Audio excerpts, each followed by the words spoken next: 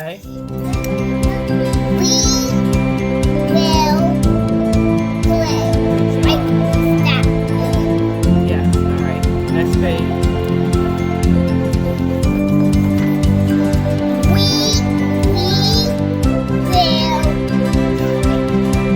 1, 2, 3.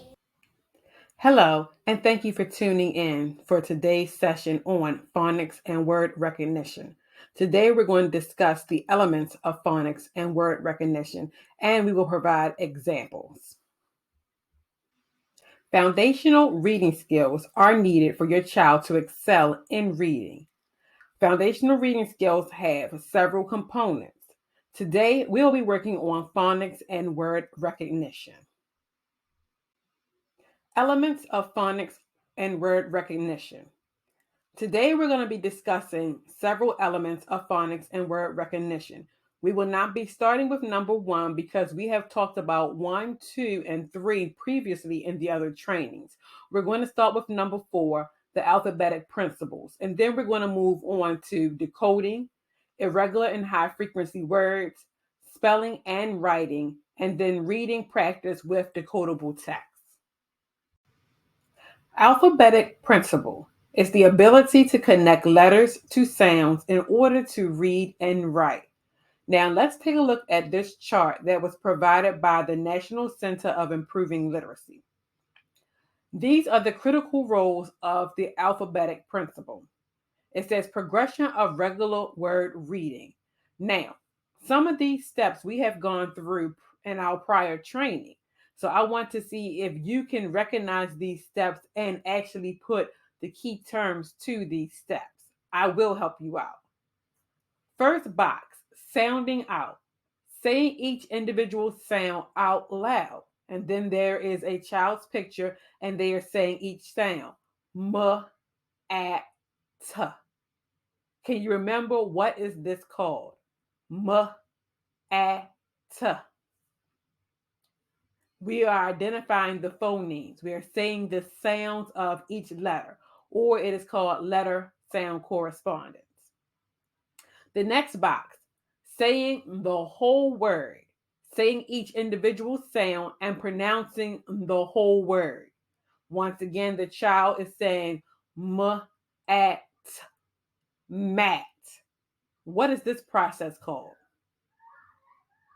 If you said blending, you are correct.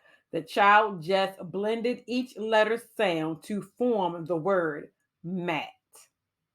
Next box, sight word reading. Sounding out the word in your head if necessary and saying the whole word.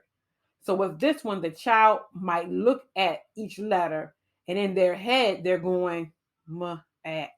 They're not saying it out loud and then they say the word mat.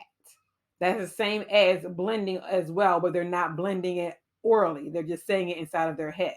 So they're calling it sight word reading, meaning they're able to see it with their line of sight and just say, okay, that is mat.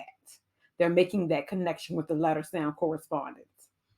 And then we have the last box, automatic word reading. Reading the word without sounding it out. This means the child just looks at the word and go, I know that word. It's mat. That is automatic word reading. Irregular and high frequency words. High frequency words are words that we see all the time. Whenever you're reading, you're going to run across a lot of high frequency words. Some high frequency words are irregular. They are not phonetic and must be read as a unique word. Now, when they mean they're not phonetic, this means that you cannot sound out the word. You cannot separate each phoneme and get the word when you've tried to blend it. So, for example, let's look at the first column. It has regular. These are phonetic high frequency words. You can separate the word into each phoneme and you can sound it out or blend it and you will get that word. So number 1, in, at, not, not, a,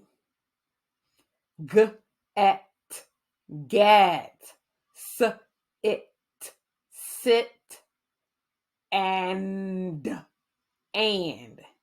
Those are regular high frequency words. Now, let's look at the irregular. I cannot sound these out. I cannot separate them by their phonemes and get the correct word. Let's see. T, h, eh. T, h, eh. No, it's the. So that way the child will have to learn that the word is the. Tell them do not try to sound out the word. They have to remember this word by sight. It is the word the. Next one. Was. Was. The word is was. Another one that the child will have to learn by sight. Next one. H, eh, r, eh. Or if they try to do silent E, long E, h, e, r. Or if they tried to use the ER in the middle,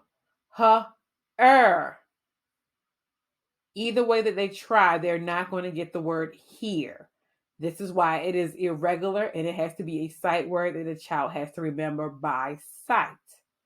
Next word, the, r, or the, the, era. They're not going to get the word there. It is a sight word. You have to know it by sight. R. Now, if they remember the AR makes the R sound, they might get this word, but then they'll still try to add that E on the end. And that is what's going to mess them up because then they'll go RF. And that's not the word. So they have to know this word by sight. And then your hour. Your hour. It is a sight word. They have to know it by sight. And then the last one, D-O. Or they'll go D-ow. The word is do. It is a sight word. They have to learn the word by sight.